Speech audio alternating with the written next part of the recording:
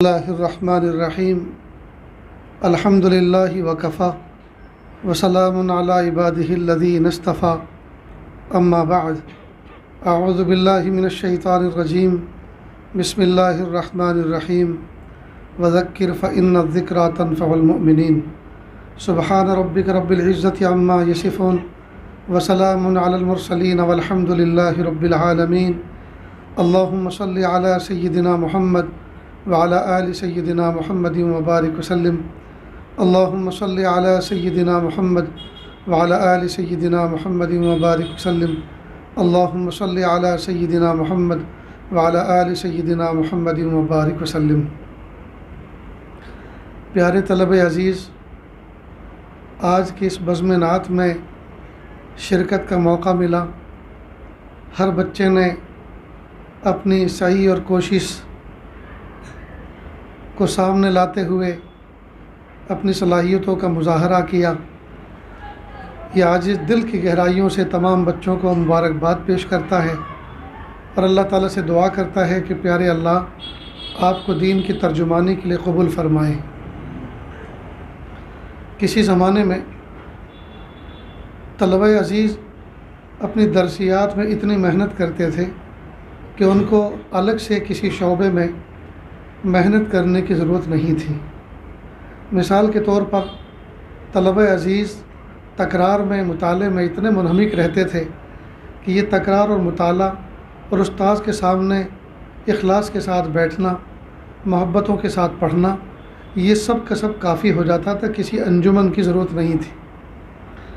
لیکن جب طلبہ عزیز کی استعدادوں میں علمی اعتبار سے کمی آنی شروع ہوئی تو قوت بیان کے لیے اور اظہار خیالات کے لیے اور دل کی مرادوں کے اظہار کے لیے انجمنوں کا وجود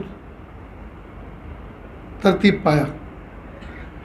چنانچہ انجمنوں کے اندر بچوں کی قلمی صلاحیت، زبانی صلاحیتوں کو پروان چڑھایا جاتا ہے، اس کی مشق کرائی جاتی ہے۔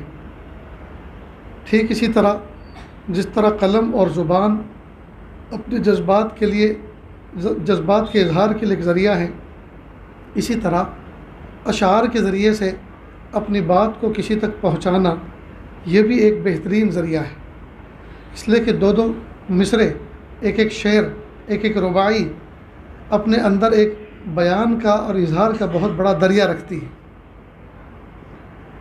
حضرت تھانوی رحمۃ اللہ علیہ ایک ایک گھنٹہ تقریر فرماتے، آدھا گھنٹہ تقریر واعظ فرماتے، اور اس واعظ کو خواجہ عزیز الرحمن مجذوب 4 شعر کے اندر منظوم فرما دیتے تھے، یا 2 شعروں کے اندر مضمون فرما دیتے تھے، منظوم فرما دیتے تھے، اور وہ پھر 2 شعر پڑھنے کے بعد لوگ گھنٹوں اس پہ تقریر کرتے تھے۔ تو اظہار کے لیے جیسے اللہ پاک نے قلم کو ذریعہ بنایا، زبان کو ذریعہ بنایا، اسی طرح اشعار کے مضمون کو بھی اللہ پاک نے مزاج کے اظہار کا ذریعہ بنایا۔ البتہ جس طرح سے طلبہ عزیز نے اشعار پیش کیے، نظمیں پیش کی، نعتیں پیش کی، ضرورت ہے اس بات کی کہ طلبہ عزیز توجہ کے ساتھ، دھیان کے ساتھ کسی مربی استاذ کی نگرانی کے اندر مشق کریں۔ اللہ تعالیٰ نے بہت سے بچوں کو قدرتی صلاحیت دی ہوتی ہے، حسن صوت کی دولت ان کو دی ہوتی ہے۔ اب وہ کرتے کیا ہیں کہ بازار میں بکنے والی کیسٹ، بازار میں چلنے والی آوازوں کو کیچ کر لیتے ہیں اور انہی کو مائک پر آ کر اساتذہ کے سامنے پیش کر دیتے ہیں۔ کئی مرتبہ ان کا اس پہ کوئی مربی نہیں ہوتا۔ مجھے اچھی طرح سے یاد ہے دارالعلوم فلاح دارین ترکیسر کے اندر ناظم تعلیمات تھے حضرت سید ذوالفقار صاحب رحمۃ اللہ علیہ، حضرت مولانا سید ذوالفقار صاحب رحمۃ اللہ علیہ ناظم تعلیمات تھے، سادات میں تھے، آخر میں شیخ الحدیث میں بنے، اللہ ان کے قبر کو نور سے منور فرمائے۔ تو حضرت مولانا عبداللہ صاحب کاپدروی دامت برکاتہم نے ان کے ذمے یہ کام لگایا ہوا تھا کہ حضرت ہمارے جلسے میں دور دراز سے لوگ سالانہ جلسے میں شرکت کے لیے آتے ہیں، اور اس ادارے کو اللہ تعالیٰ نے ایک نسبت عطا فرمائی ہے، تو یہاں کے پروگرام بھی ایسے نسبت والے اور ایسے معیاری ہونے چاہیے کہ جس میں کوئی جھول نہ ہو۔ لہٰذا حضرت ایک 1.5 مہینے پہلے سالانہ جلسے کی تیاری شروع فرماتے تھے، تو اس میں کئی طرح کے انتخاب ہوتے تھے۔ مثال کے طور پر 10 بچوں کا انتخاب کیا تقریر کرنے کے لیے، ان کو مضامین دیے، 10 میں سے پھر 5 کو چھانٹا، اور کہا بیٹا جو باقی رہ گئے ان کو کسی اور موقع سے لیں گے، اس وقت اتنی گنجائش نہیں ہے کہ 10 کے 10 تم سنبھال سکو۔ تو سلیکٹ کیے 5، تیار کیے 10۔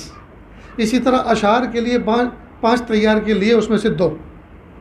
پھر اشعار جب وہ پہلے اشعار کا انتخاب وہ کرتے جو کسی صاحب دل کے ہوں، دوسرا لہجہ وہ ہو جو ان اشعار کے بالکل مناسب ہو، تیسرا پڑھنے کا انداز ایسا ہو جو مؤثر ہو۔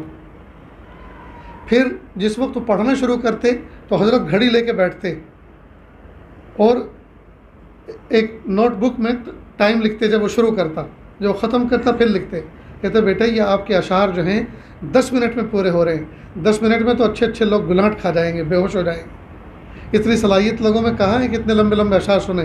ایسا کرو، یہ دوسرے نمبر کا شعر، چوتھے نمبر کا شعر، 5ویں نمبر کا شعر کاٹو اور اس کے بعد پڑھو۔ پھر کہا کہ بیٹا ابھی بھی خاطر خواہ کمی نہیں ہوئی ہے، ابھی بھی اس میں اچھا خاصا وقت لگ رہا ہے، ایسا کرو جس شعر کو آپ 4 مرتبہ پڑھتے اس کو 2 مرتبہ پڑھو، اور جس کو 2 مرتبہ پڑھتے اس کو 1 مرتبہ پڑھو۔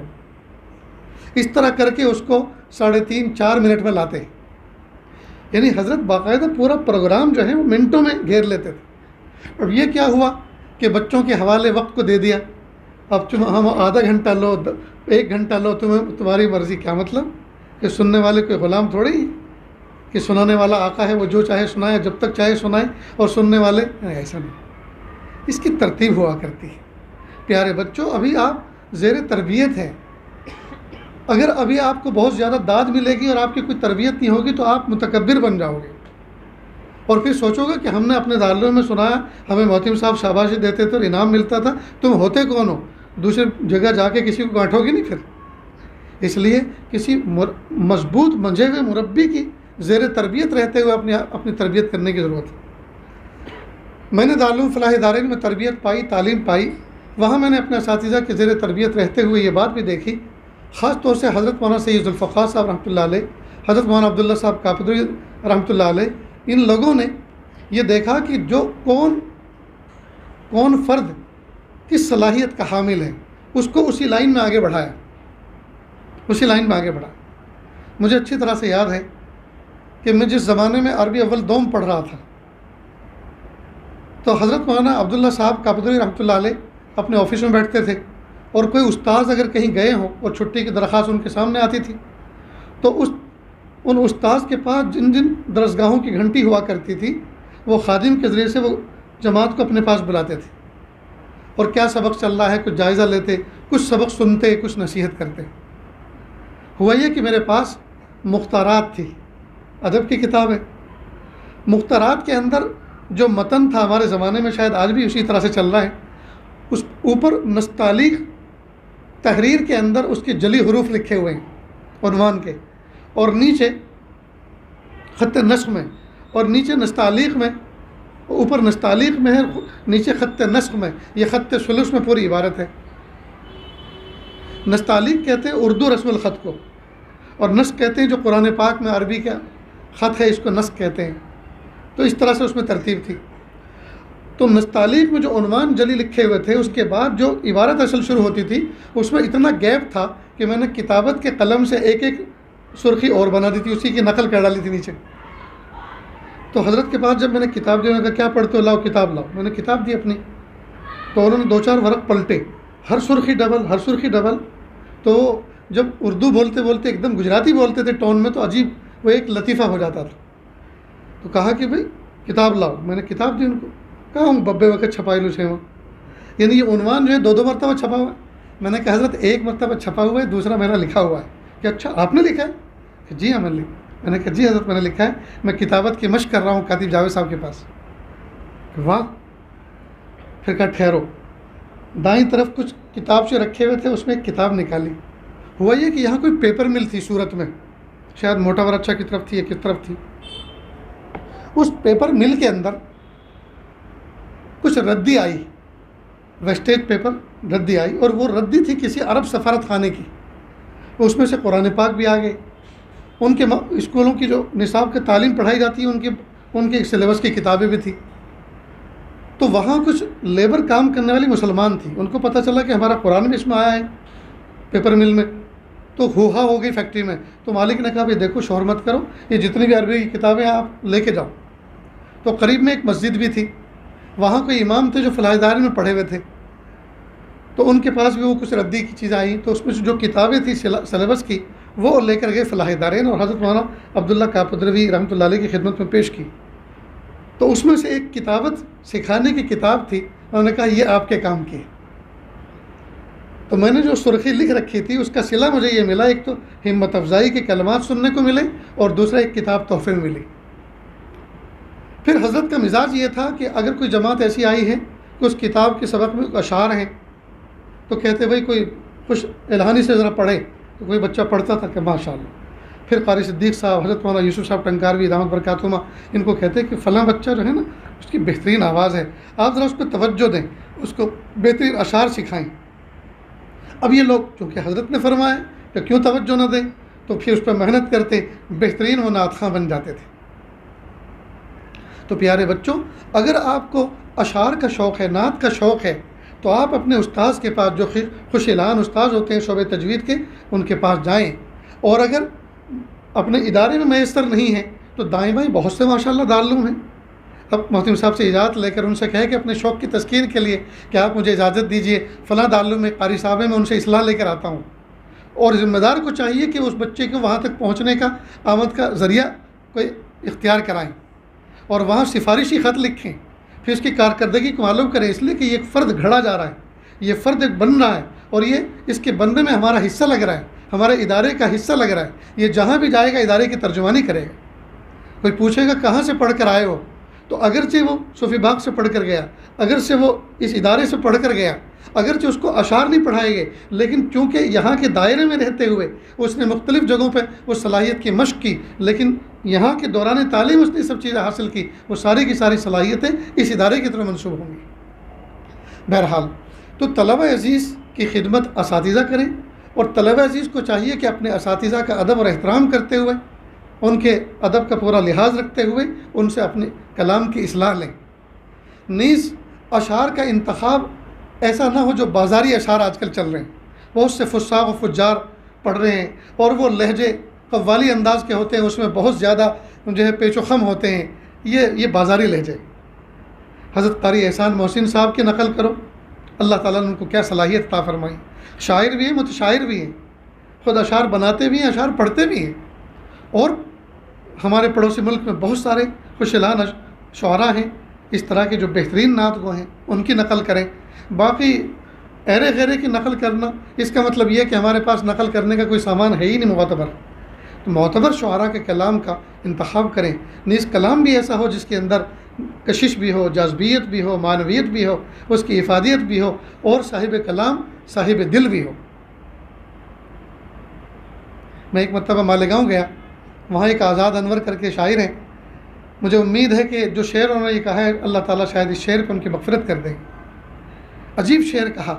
اللہ کے محبوب صلی اللہ علیہ وسلم جب وادی طائف میں تھے اور محبوب صلی اللہ علیہ وسلم پر لوگوں نے پتھر برسائے تھے اور محبوب لہو لوہان ہو گئے تھے, اس پورے منظر کو انہوں نے اشعار میں منظوم کیا. اس نظم کے اندر ایک شعر یہ بھی تھا, اپنی قسمت پہ بہت پھوٹ کے روئے پتھر, اپنی قسمت پہ بہت پھوٹ کے روئے پتھر, دامن محبوب کو جب خون میں تر دیکھا. یعنی جب پتھر لگے اور لگنے کے بعد محبوب کو زخم لگا اور محبوب کے خون کے فوارے چھوٹے, تو پتھر اپنی قسمت پہ پھوٹ کے رو رہے تھے, ہائے ہم کیوں پتھر بنے, ہم پتھر نہ ہوتے تو محبوب کو ہمیں اٹھا کے کوئی نہ مارتا. آج ہم پتھر تھے تو ہمیں کسی نے اٹھا کے مار دیا, اور ہمارے پتھر ہونے کی وجہ سے محبوب کو تکلیف پہنچی. تو کہا اپنی قسمت پہ بہت پھوٹ کے روئے پتھر, دامن محبوب کے جب خون میں تر دیکھا. اللہ اکبر کبھی. تو اشعار کی ایک زبان ہوتی ہے, شعر کی ایک زبان ہوتی ہے, اس میں معنویت ہوتی ہے. جی 1 گھنٹے کی تقریر میں آدمی وہ بات نہیں کہہ سکتا جو 2 شعر کے اندر کہہ دیتا ہے, تو 2 شعر کے اندر کہہ دیتا ہے. تو بہرحال ہمارے طلبہ عزیز کو اشعار کا بھی شوق ہونا چاہیے. علامہ اقبال کے اشعار یاد کریں, جی خان صاحب مولانا اسماعیل صاحب میٹھی کے اشعار یاد کریں, جی خواجہ عزیز الحسن مجذوب رحمۃ اللہ علیہ کے اشعار یاد کریں, ان کو پڑھیں. اور بڑے صاحب دل بہت سارے شعراء ایسے گزرے ہیں جن کے ایک ایک شعر کے اندر کئی مرتبہ صاحب سامنے والا سنتا ہے اور اشش کر جاتا ہے۔ اللہ اکبر۔ پیارے بچوں، کتابوں میں محنت کرو، درسیات میں محنت کرو، مطالعہ کرو، کتابوں کا مذاکرہ کرو، مطالعے کے بغیر کوئی سبق مت پڑھو، اور جب سبق پڑھو تو اس کے بعد مذاکرہ کرو، تکرار کرو، انشاءاللہ زبان میں سلاست آ جائے گی، قوت بیان میں لطف آ جائے گا۔ کئی مرتبہ بچے تکرار نہیں کراتے، جو طالب علم مطالعہ نہیں کرتا اور تکرار نہیں کراتا وہ نہ محتم بن سکتا ہے، نہ مدرس بن سکتا ہے، نہ منتظم بن سکتا ہے، نہ مبلغ بن سکتا ہے، نہ مقرر بن سکتا ہے۔ اس لیے کہ اس کے اندر سمجھنے کی صلاحیت تو ہے لیکن سمجھانے کی صلاحیت نہیں آئی، بلکہ سمجھانے کی صلاحیت ہے، اس کا اظہار کرنا اس لیے نہیں آتا کہ اس کو تکرار کرانا نہیں آتا تھا، اس نے تکرار نہیں کرایا۔ جو بچہ تکرار چی ہوتا ہے، تکرار کراتا ہے، وہ اپنے سامنے والے طلبہ کی صلاحیت کو سامنے رکھتے ہوئے اتنے آسان لہجے میں اس بات کو پیش کرتا ہے جتنے آسان انداز میں استاد بھی نہیں پیش کرتا، اس لیے کہ استاد اصطلاحی الفاظ بولنے کا عادی بن چکا ہوتا ہے، اس کے لیے نزول کرنا مشکل ہے، اور اس طالب کے لیے عروج کرنا مشکل ہے۔ یہ نزولی میں رہتا ہے، یہ انہی طلبہ میں رہتا ہے جس میں ان کو روزانہ صبح شام واسطہ پڑتا ہے، لیکن سامنے والے طلبہ کے انداز میں یہ گفتگو کرتا ہے۔ بہرحال پھر دن بدن اس کی علمی صلاحیتوں میں اضافہ ہوتا ہے۔ بہرحال جن طلبہ عزیز نے یہ اشعار کا مظاہرہ پیش کیا میرا بڑا دل خوش ہوا، بلکہ بعض چھوٹے چھوٹے معصوم بچے ایسے بھی آئے جن کا وجود تھا کمزور، اور اشعار کا لہجہ لے کر آئے تھے وہ بھاری بھرکم، جس کے لیے بڑا سینہ چاہیے، بڑے پھیپھڑے چاہیے۔ لیکن میں سوچ رہا تھا کہ یہ بچوں نے آغاز تو کیا ہے دھوم دھام سے، پتہ نہیں یہ تکمیل تک پہنچیں گے کہ یہ بیچ میں ریٹائر ہو جائیں گے، لیکن وہ کسی نہ کسی طرح گھسٹتے منزل تک پہنچ ہی گئے۔ بہرحال میں دل سے دعا کرتا رہا پیچھے بیٹھے بیٹھے، پیارے اللہ ان بچوں کی عزت سلامت رکھنا، کہیں ایسا نہ ہو فیل ہو جائے اور ان کے اوپر بچے ہنسنے لگیں۔ جب ایسا موقع ہو، لگ رہا ہے کہ ہمارا دم اکھڑ رہا ہے، یا اس شعر کے اوپر اب میرے اندر اتنی سکت نہیں ہے کہ یہ شعر میں تکمیل تک پہنچا سکوں گا، تو بس وہیں آخری دعوانا کر دینا چاہیے، وہیں اختتام کر دینا چاہیے کہ عزت کے ساتھ جان چھوٹنا ہی زیادہ بہتر ہے ذلت کے ساتھ چھوٹنے سے۔ نیز جو حکم حضرات بیٹھے ہوتے ہیں ان کے پاس گھنٹی ہوتی ہے، ان کو بھی فیصلہ لے لینا چاہیے کہ اس کو بجائے بے عزت ہونے کے عزت کے ساتھ چھٹی دلا دیں تو وہاں وہ گھنٹی بجا دیں، اس لیے کہ ان کے قبضے قدرت میں بھی ہوتی ہے کسی کی عزت اور آبرو۔ اس موقع پہ جو اسٹیج پہ جب بیٹھے ہوتے ہیں یہ بچہ کھڑا ہوتا ہے۔ نیز جو مربی تربیت کرنے والا استاد ہے یعنی اشعار کی، وہ بھی اس بات کو خیال رکھے کہ بیٹا آپ کا سینہ کمزور ہے، لہجہ آپ کا اچھا ہے، لیکن یہ جو آپ نے لہجہ اپنایا ہے یہ بہت بھاری بھرکم، اس میں انرجی بہت چاہیے، اس میں بہت پیٹرول خرچ ہوگا، اس میں ایکسیلیٹر بہت دینا پڑے گا، اور اشعار ہیں آپ کے پاس 10 یا 12 پڑھنے کے، بہت مشکل ہے بیٹا، اس لیے آپ ایسا کرو اس کو چھوڑو، دوسری میں ایک نظم دیتا ہوں اس کو آپ دیکھو، میں فلاں فون کے اندر میں آپ کو اس گھنٹے کے اندر فون دے کے جاتا ہوں، اس میں آپ سنو اس کو، مثال کے طور پر۔ اس طرح سے بچوں کی تربیت ہوتی ہے۔ اللہ تعالیٰ سے دعا ہے اللہ رب العزت آپ کی صلاحیتوں کو دوبالا فرمائے۔ پیارے بچوں، آپ کے جتنے معصوم بچے ہیں یہاں بیٹھے ہوئے ہیں، ہر ایک کے اندر اللہ نے ایسی صلاحیت رکھی ہے جو ان بچوں میں دوسروں کی نہیں ہے۔ ہر بچے کے اندر ایک ایسی صلاحیت ہے جدا گانا جو دوسرے بچوں کے اندر نہیں ہے۔ تو آپ دعاؤں کے ذریعے سے اللہ تعالیٰ سے یہ بھی مانگے، میرے پیارے اللہ میری صلاحیت میں اضافہ فرما، اور جو خفیہ صلاحیتیں میرے اندر آپ نے رکھی ہیں یہ اللہ ان کا اظہار فرما دیجیے، یا اللہ ان کو بروئے کار لانے کی توفیق دے دیجیے، یا اللہ کون سی صلاحیتیں ہیں جن کے ذریعے سے میں دین کی خدمت کروں، میرے پیارے اللہ وہ صلاحیتیں میرے اندر ظاہر فرما دیجیے۔ یہ چیز اللہ سے مانگنی چاہیے۔ نیز زمانۂ طالب علم میں جو بچہ کسی نہ کسی بزرگ سے اپنا تعلق رکھتا ہے، کسی نہ کسی استاد کی خدمت کا تعلق رکھتا ہے، نیز فرائض و واجبات کے ساتھ ساتھ تھوڑی تھوڑی دیر اللہ کے سامنے رجوع کرنے یعنی دعا کرنے کا معمول بناتا ہے، 2 نفلیں پڑھنے کا معمول بناتا ہے، دعا کرنے کا معمول بناتا ہے، کچھ دیر ہلکا پھلکا ذکر کرنے کا معمول بناتا ہے، یہ بچہ ادارے کے دوسرے بچوں کے مقابلے میں انتہائی فائق ہوتا ہے، اس لیے کہ نفس و شیطان کی اس پر نہیں چلتی، یہ اپنے استادوں کی دعائیں لیے ہوئے ہیں، یہ اپنے کسی مرشد کی دعائیں لیے ہوئے ہیں، یہ ذکر و اذکار کا نور لیے ہوئے ہیں، اور ساتھ ساتھ دعاؤں کا سکون اس کے ساتھ موجود ہے۔ برخلاف جو بچہ نہ کسی استاد کی خدمت کرتا ہے، نہ کسی پیر و مرشد سے تعلق رکھتا ہے، نہ ہلکا پھلکا کوئی ذکر کرتا ہے، نہ دعا کا معمول بناتا ہے، یہ بچہ شیطان و نفس کا ترجمان بن جاتا ہے۔ اور جس کا کوئی مرشد نہیں ہوتا، کوئی رہبر نہیں ہوتا، شیطان اس کا رہبر ہو جاتا ہے۔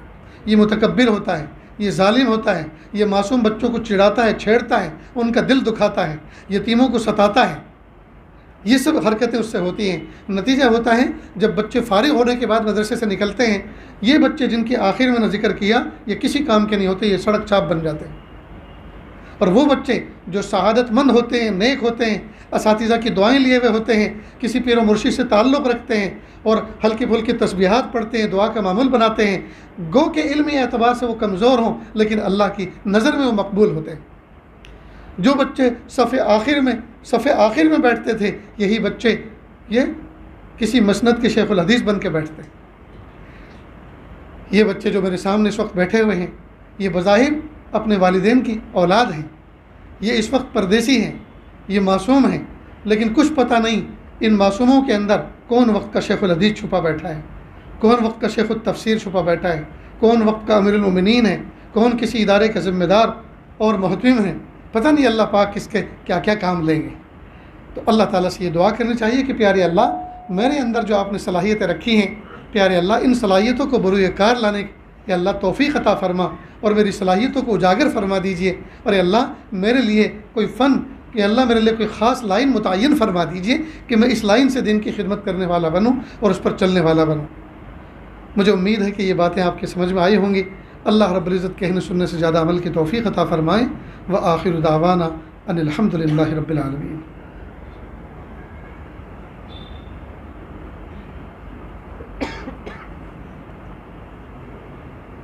تو بچوں کا اعلان بھی کرنا چلتے۔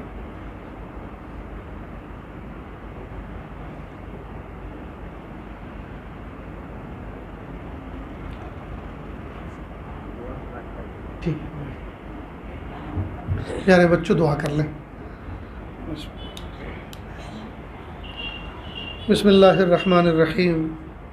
الحمد للہ رب العالمین، الرحمن الرحیم، مالک یوم الدین، ایاک نعبد و ایاک نستعین، اہدنا الصراط المستقیم، صراط الذین انعمت علیہم غیر المغضوب علیہم ولا الضالین، آمین یا رب العالمین۔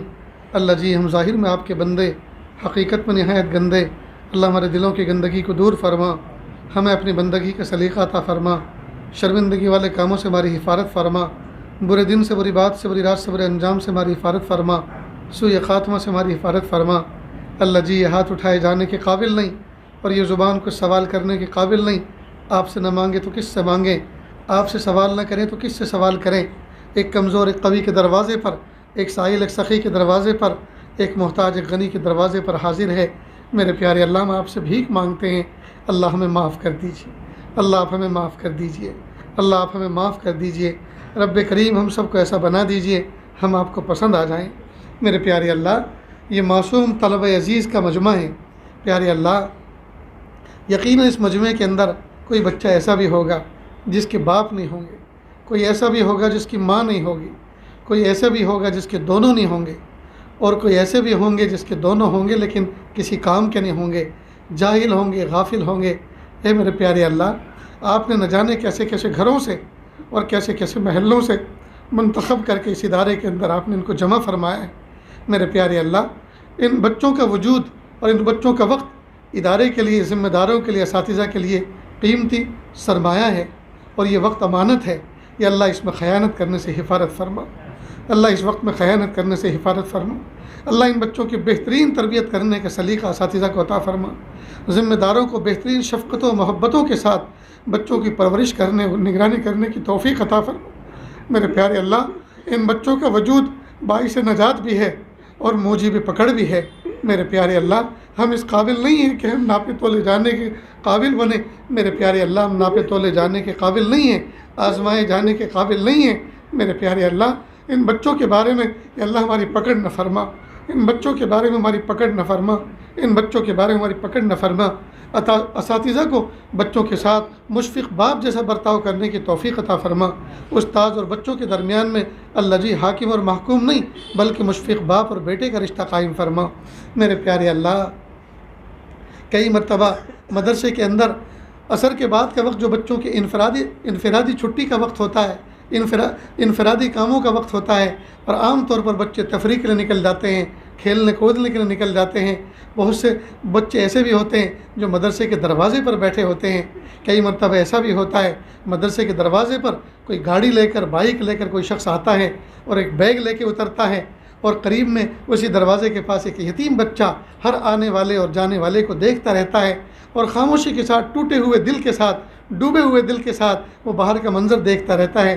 وہ شخص آ کر اسی یتیم بچے سے پوچھتا ہے، بیٹا میرا ایک بچہ اس مدرسے میں پڑھتا ہے، درجہ فلاں کے اندر، درجہ حفظ کے اندر، کیا آپ اس کو جانتے ہیں؟ اس کا نام یہ ہے کہ جی ہاں انکل میں جانتا ہوں، وہ میرے ساتھی ہیں، میری کلاس میں پڑھتے ہیں۔ کہا ان کو جلدی سے بلاؤ، مجھے ایمرجنسی میں کہیں آگے جانا ہے، یہ بیگ مجھے ان کے حوالے کرنا ہے۔ وہ بچہ یتیم جاتا ہے اور کہتا ہے بھائی جان آپ کے ابو ایک بیگ لے کر آئے ہیں، وہ آپ کو دینے کے لیے کچھ لے کر آئے ہیں اور آپ کا انتظار کر رہے ہیں، اور ان کو ایمرجنسی میں کہیں آگے جانا ہے۔ وہ بچہ دوڑتے ہوئے آتا ہے، باپ اپنے بچے کو دوڑتے ہوئے آتے ہوئے دیکھ کر دل خوش ہو جاتا ہے۔ باپ اس کو سینے سے لگاتا ہے، سر پہ ہاتھ پھراتا ہے، پھر کہتا ہے بیٹا تمہاری امی نے گرم گرم کھانا بھی بھیجا ہے، اور ایک ہفتے کا ناشتے کا سامان بھی ہے، اور 3-4 جوڑی کپڑے بھی دھل کر آپ کے لیے بھیجے ہیں بیٹا، اور لو یہ 500 روپے جیب میں رکھو، جب کبھی ضرورت پڑے تو مجھے اپنے استاد کے فون سے فون کر دینا، میں فوراً لے کر پھر آ جاؤں گا۔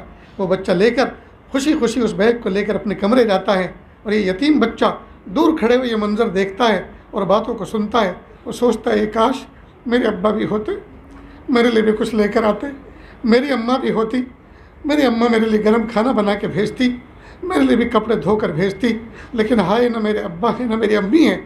اور یہاں تک کہ وہ بچہ جب بے قابو ہو جاتا ہے اس غم کو دیکھ کر اور محسوس کر کے، وضو خانے میں جا کر وہ اپنے آنسوؤں کو پانی کے راستے بہا دیتا ہے تاکہ کوئی بزدلی کا تانا نہ دے۔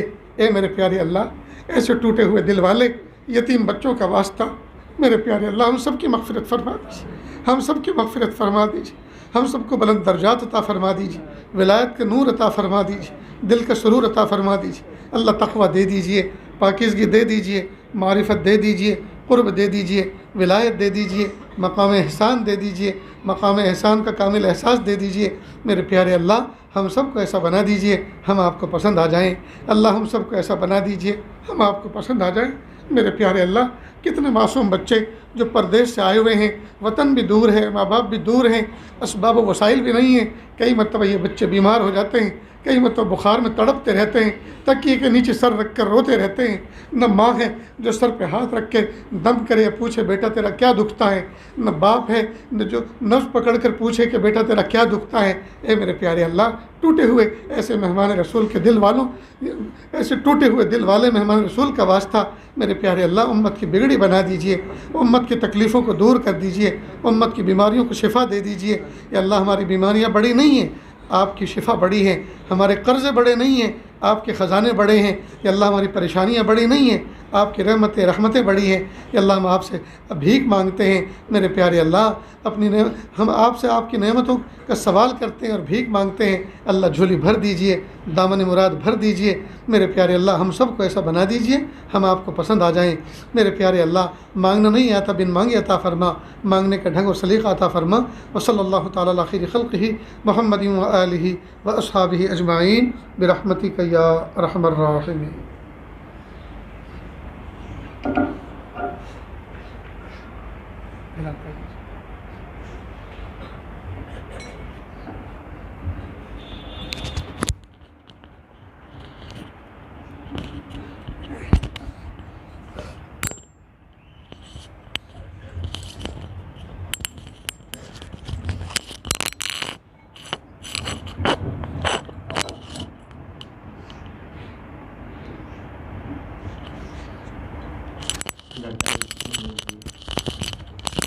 اول نمبر سے کامیاب ہونے والے سعادت مند طالب علم ہے عنایت اللہ عربی کو۔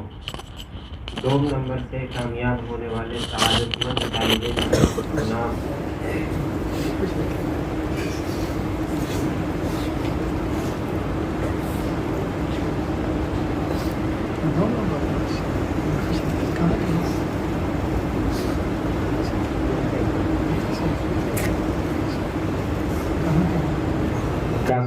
سند انشاءاللہ اور نقد انعام سالانہ جلسے میں دیا جائے گا.